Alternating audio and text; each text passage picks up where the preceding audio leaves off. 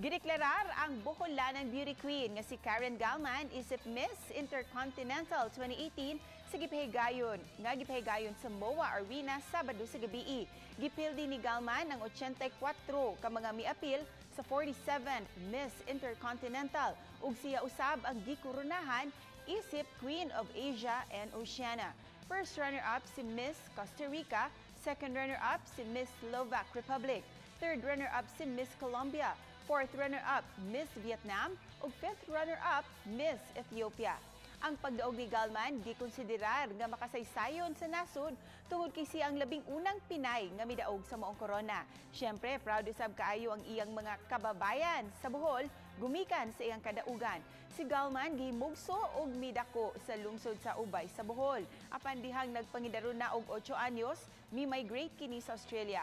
Miapil usab siya sa Binibining Pilipinas 2012 sa edad nga 19 years old. Nada siya sa top 12 o gideklarar nga Miss Photogenic.